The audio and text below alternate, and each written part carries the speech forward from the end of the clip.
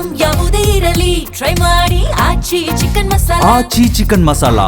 ನಮ್ಗೆ ಬಂದಿದ್ದ ಮಾಹಿತಿ ಪ್ರಕಾರ ನಿನ್ನೆ ರಾತ್ರಿ ಒಂದು ಸಣ್ಣ ಡಿಸ್ಕಂಫರ್ಟ್ ಇತ್ತು ಅಂತ ಕೇಳ್ಪಟ್ಟೆ. ಸೊ ಡಿಸ್ಕಂಫರ್ಟು ಆಗಿದ್ಮೇಲೆ ಈ try to approach the doctor. ಬೆಳಗ್ಗೆ ಒಂದು ಅಪಾಯಿಂಟ್ಮೆಂಟು ಕೂಡ ತೊಗೊಂಡಿದ್ದಾರೆ.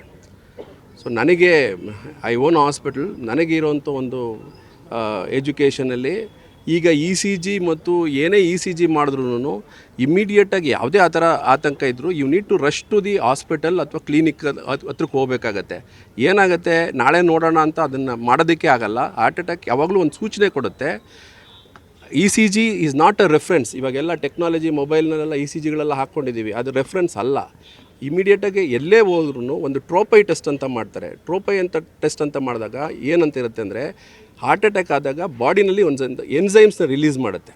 ಅದು ಕೌಂಟ್ ಒಂದು 18 ನಾರ್ಮಲ್ ಇರುತ್ತೆ, ಸಾವಿರಗಳಿಗೂ ಗಟ್ಟಲೆ ಹೋಗುತ್ತೆ. ಅದ್ರ ತೀವ್ರತೆ ಏನು ಅಂತ ಗೊತ್ತಾಗುತ್ತೆ.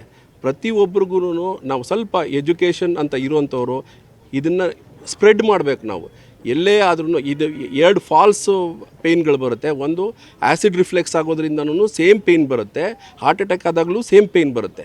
ಸೊ ಅದನ್ನು ನಾವು ಪರಿಗಣನೆಗೆ ತಗೊಳ್ಳದೇ ಇದ್ದರೆ ಪ್ರಾಬ್ಲಮ್ ಆಗುತ್ತೆ. ಪಕ್ಕದಲ್ಲಿರೋರ್ಗು ಒಂದು ಸೂಚನೆ ಕೊಡಬೇಕು. ಇದು ಪ್ರೆಸೆನ್ಸ್ ಆಫ್ ಮೈಂಡು, ಅದನ್ನು ಮಾಡಿದ್ರೆ ಎಷ್ಟೋ ಸಾವುಗಳನ್ನ ನಾವು ಕಂಟ್ರೋಲ್ ಮಾಡ್ಬೋದು. ಅದು ಹಾರ್ಟ್ ಅಟ್ಯಾಕ್ ಏಕಾಏಕಿ ಆಗಲ್ಲ, ಒಂದು ವಾರ್ನಿಂಗ್ ಕೊಡುತ್ತೆ.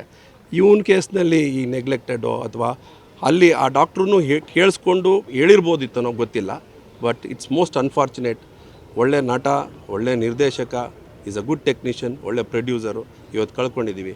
ಏನೋ 60-70 ಆಗೋಗ್ಬಿಟ್ಟಿದೆಯಪ್ಪ ಹೋಗಿ ಅಂತ, ಇನ್ನೂ 47 ವರ್ಷ. It's very very difficult. It's a big loss.